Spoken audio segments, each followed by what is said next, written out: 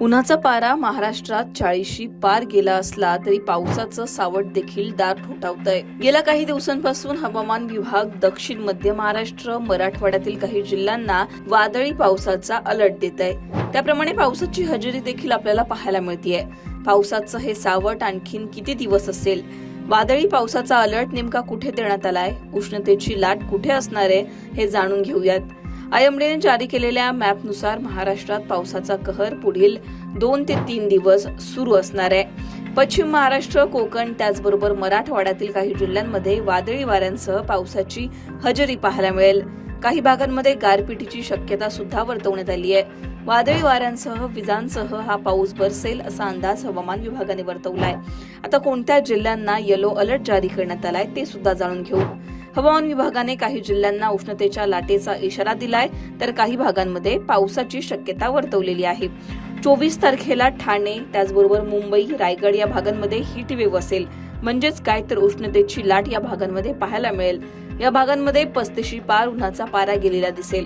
पण तेच दुसरीकडे काही जिल्ह्यांमध्ये पावसाची शक्यता वर्तवण्यात आली आहे। अहिलानगर, पुणे, सातारा, रत्नागिरी, सिंधुदुर्ग, सांगली, कोल्हापूर त्याचबरोबर सोलापूर, लातूर, बीड या भागांमध्ये हवामान विभागाने पावसाची शक्यता वर्तवली आहे। हिंगोली, नांदेड, परभणी, नाशिक या भागांमध्ये सुद्धा पावसाची शक्यता हवामान विभागाकडून वर्तवण्यात आली आहे। अमरावतीमध्ये उष्णतेच्या लाटेचा इशारा 24 तारखेला देण्यात आलाय।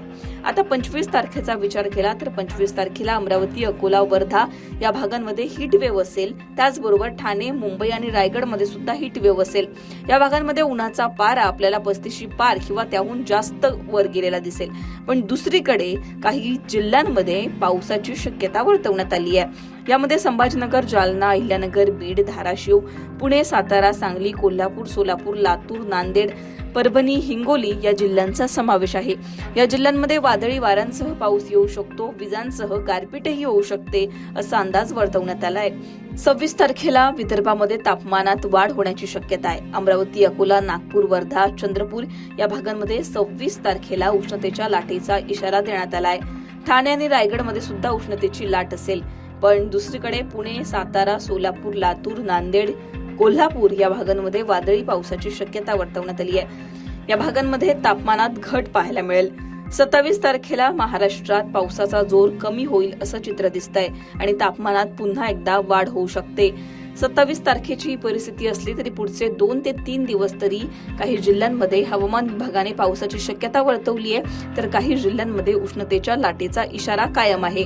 कोकण त्याचबरोबर विदर्भामध्ये उष्णतेची लाट असली तरी सुद्धा दक्षिण मध्य महाराष्ट्र, मराठवाडा, पश्चिम महाराष्ट्र या भागांमध्ये पावसाची शक्यता वर्तवण्यात आली आहे। हा पाऊस नुसताच बरसणार नसून वादळी वारे, गारपीट किंवा विजांसह बरसेल असा अंदाज हवामान विभागाने वर्तवलाय। त्यामुळे पुढचे काही दिवस तरी हवामानातले हे मोठे बदल कायम असणार आहेत। 27 तारखेनंतर हवामानात बदल होऊन पुन्हा एकदा कडक अशा उन्हाचा इशारा आपल्याला पाहायला मिळेल।